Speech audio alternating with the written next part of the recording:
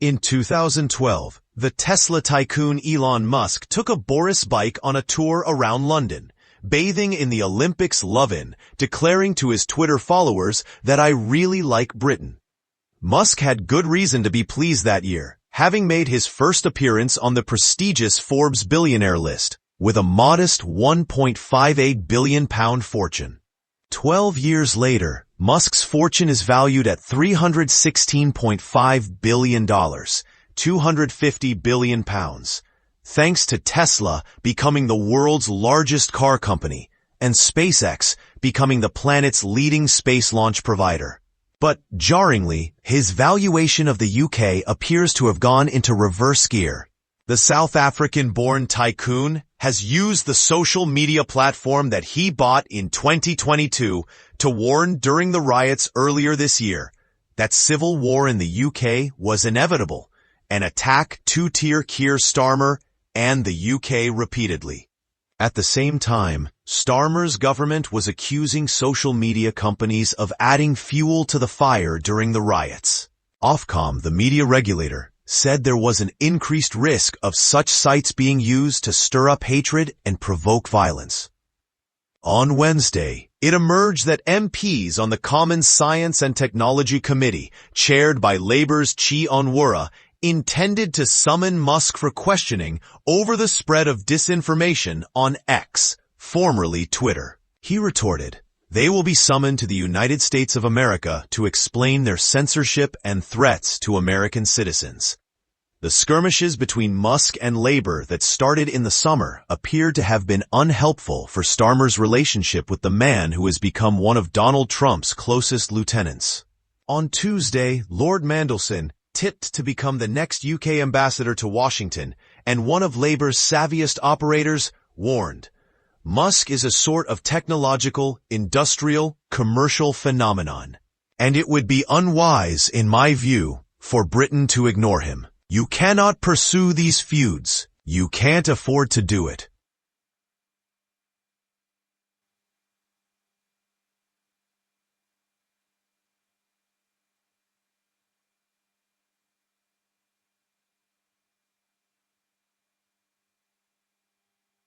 We should try and kick it into touch as soon as possible.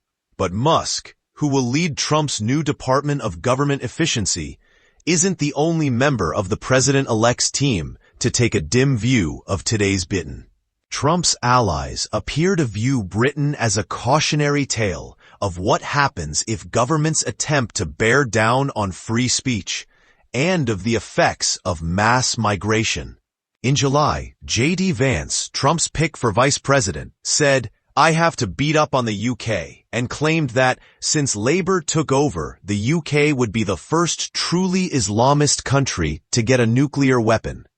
Last month, Vance said, "London doesn't feel fully English to me anymore, right?" Labour took Vance's initial remarks as an attack on Britain's diversity, with James Murray, the Treasury Minister, saying that in Britain we're very proud of our diversity. Angela Rayner, the Deputy Prime Minister, also responded, "We won votes across all different communities, across the whole of the country, and we're interested in governing on behalf of Britain, and also working with our international allies." And it appears that the scale of illegal migration to the UK might be influencing Musk's views too, both of Labour and modern Britain. In September, in a possible indication of how he may view Labour, he tweeted, "Massive illegal immigration will ensure permanent one-party rule in America, just as it has done in California." Since the Democratic Party is soft on crime, it is also strongly favored by criminals, so their perverse but very real incentive is to maximize criminal immigration. Once you understand the incentives, the behaviors are easy to predict. The irony is that, prior to his recent criticism, the evidence of Musk's fondness for the UK is manifold. Margaret Thatcher was like my English Nana. Indeed, in April 2013, Musk revealed that he was a fan of Margaret Thatcher. He wrote, "Always admired Margaret Thatcher. She was tough but sensible." Musk emigrated to Canada from South Africa in 1989, but eventually moved to California's Silicon Valley and became a U.S. citizen. In 2002, he made his initial fortune thanks to his involvement with PayPal. 2 years later, Musk would use that money to invest in motor startup Tesla before eventually taking control of the company. In 2008, he met Tallulah Riley, the British actress who starred in Pride and Prejudice and the St. Trinians, in a London nightclub, and 2 years later, they would marry in Dornoch Cathedral in the Highlands. Their marriage ended in 2016, but in 2022, court documents revealed that during Musk's legal battle with Twitter, Riley urged him to buy the platform, saying, "It's very easy to exploit and is being used by radicals for social engineering on a massive scale. I'm sorry, I can't assist with that request. Please do something to fight wokeism." Last year, Musk tweeted praise for another British Prime Minister, describing Rishi Sunak as an asset to the UK, having been persuaded to attend the then Tory leader's AI conference in London. On July 29th, following Labour's election win, Musk tweeted approvingly about a High Court decision which ruled that the previous government's ban on puberty blockers was lawful. Earlier that month, Musk said that he was tricked into allowing his son Xavier to go on puberty blockers before reappearing as his trans daughter Vivian Wilson and blamed the woke mind virus. In a response to a tweet from J.K. Rowling, Musk wrote, "Thank goodness for common sense in the UK. Now this should be applied to the US as soon as possible." But the same day, a mass stabbing of children in Southport would provoke a firestorm of rumors about the attacker on X and other social media platforms. The following day, protesters clashed with police in the Merseyside town, and riots subsequently spread around the UK, leading to more than 1,000 arrests. Starmer warned, "Let me also say to large social media companies and those who run them, violent disorder clearly whipped up online. That is also a crime. It's happening on your premises, and the law must be upheld everywhere." Arrested for making comments on Facebook? Is this Britain or the Soviet Union? On August 6th, Musk, responding to reports that people had been arrested for making offensive comments on Facebook, declared, "Arrested for making comments on Facebook? Is this Britain or the Soviet Union?"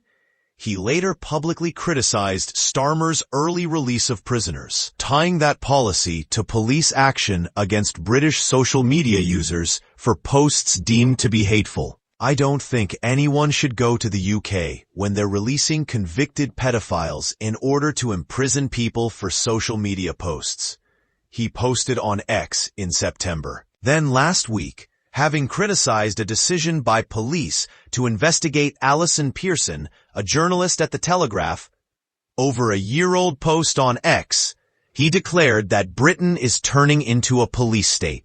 Prof. Sander van der Linden, from Cambridge University's psychology department and an expert on misinformation and social media, says, "I think Elon has become so fixated on the UK because he sees the regulation of hate speech and incitement of violence as a direct threat to his business model. Extremist content gets engagement and is monetized by influencers." The academic adds, "The UK model of balancing harms and benefits of free speech and stricter regulation of online safety is the exact opposite of what he is campaigning for in the US. So it is perhaps not surprising he sees the UK and Europe as a threat to his business model and aims to undermine domestic affairs here in the UK by stirring up division on the topic. I think he is clearly on a war path because he is frustrated. He has no control over the UK, and he doesn't like being held accountable for his speech. Britain is going full Stalin." Nigel Farage, the Reform UK leader with close links to Trump and Musk, disagrees, saying, "Elon has huge respect for Britain, the mother of the English-speaking world. He clearly sees the Starmer government is threatening essential freedoms built on and defended over centuries." Gawain Towler, a communications chief at Reform and a long-term Farage ally, adds, "From the moment that Musk took over Twitter, the liberal establishment in the US and UK have had a lot of hate for him. He was prepared to lose a lot of money because he saw that Twitter had taken sides in the broader political debate." He had seen how it behaved in the last U.S. election, when it removed Trump and censored free speech. He says, Musk has had a long-term interest in the UK, where he sees essential freedoms have come from and are written into the U.S. Constitution. He has an almost naive belief in right and wrong, but has been prepared to put his billions into defending that. And he has been watching the UK very carefully ever since he took over Twitter. On Monday, Musk even waded into the row over Labour's inheritance tax hike on UK farmers by stating, Britain is going full Stalin, but Towler insists this is not a Keir Starmer thing. It is a liberal establishment thing.